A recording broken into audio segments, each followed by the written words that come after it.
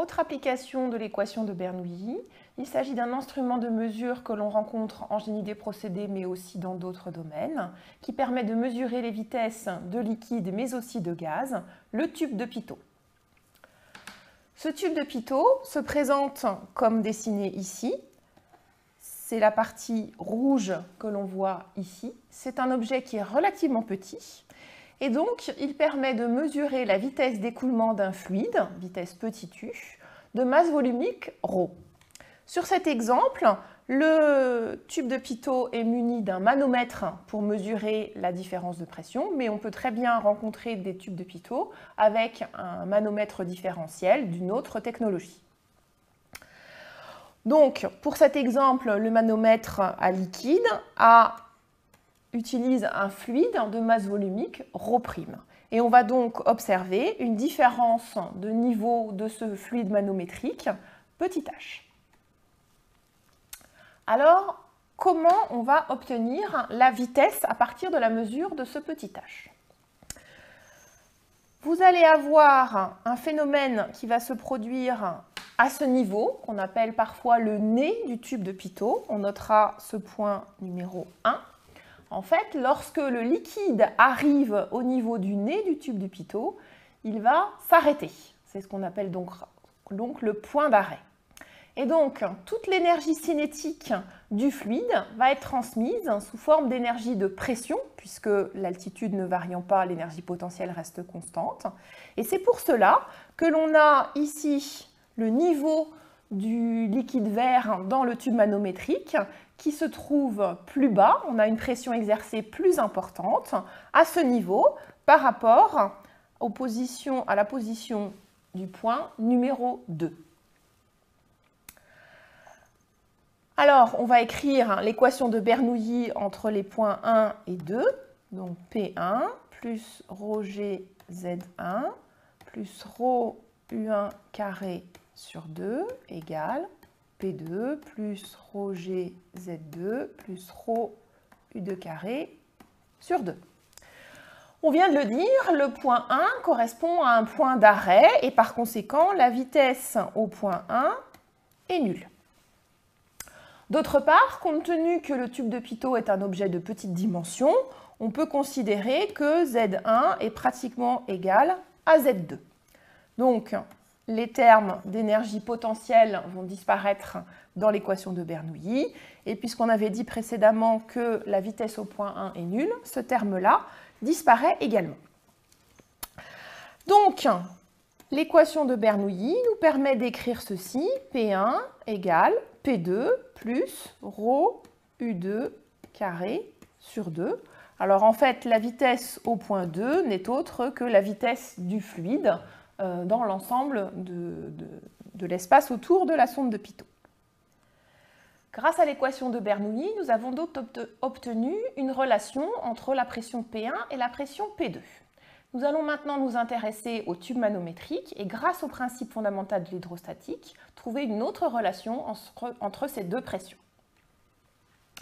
On reprend donc le dessin précédent et on va se focaliser maintenant sur le tube manométrique.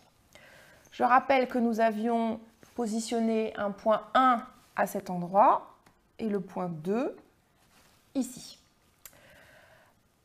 Alors, on va positionner un point 0 à ce niveau et on va pouvoir expliciter la pression au niveau du point 0 grâce au principe fondamental de l'hydrostatique. Pourquoi l'hydrostatique ? Compte tenu du faible diamètre des tubulures qui permettent de construire la sonde de Pitot et reliée au tube manométrique, à l'intérieur de ce tube, il n'y a pas d'écoulement. On a donc un fluide immobile dans lequel on peut appliquer le principe fondamental de l'hydrostatique. Si on s'intéresse dans un premier temps à la branche de droite, la pression P0 va être égale à P1 plus ρ'G fois la hauteur qui se trouve ici et que je vais noter grand H1 plus ρg petit h plus la hauteur à ce niveau que je vais appeler grand H2.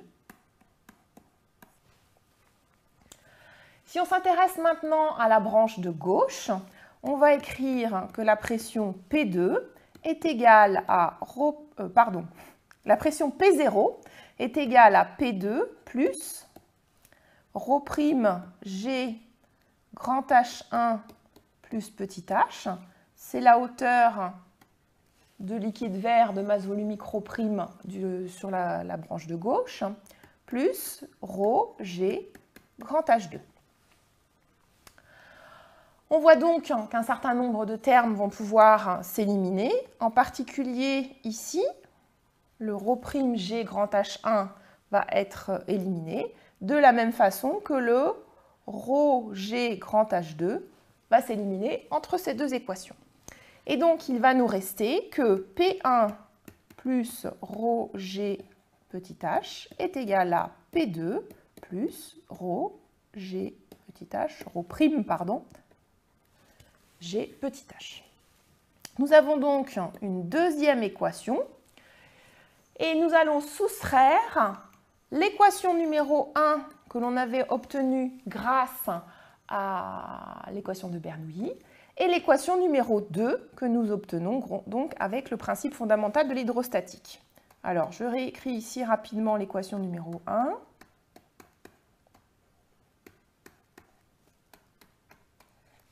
Donc, je soustrais l'équation numéro 1 avec l'équation numéro 2. Donc, on voit tout de suite que la pression P1 va s'éliminer et il va rester dans le membre de gauche moins ρGH qui vient de l'équation 2. Dans le membre de droite, la pression P2 va également disparaître. Il reste le ρU carré sur 2 de l'équation de Bernoulli moins ρ'GH du principe fondamental de l'hydrostatique. On va pouvoir réarranger cette équation et faire passer ce terme-là de l'autre côté. On va donc faire apparaître ρ' moins ρGH. Tant qu'on y est, on va aussi faire passer le 2 de ce côté, égale ρU carré. Et donc, si on divise par ρ, on va obtenir l'équation qui nous permet de caractériser la sonde de Pitot. Donc la voici.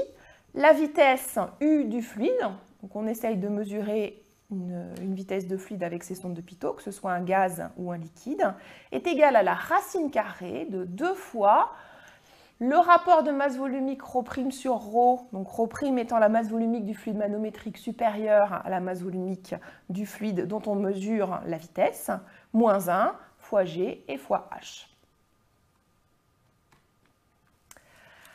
Voici une première réalisation de cette sonde de Pitot. Donc, vous voyez que c'est un objet relativement compact.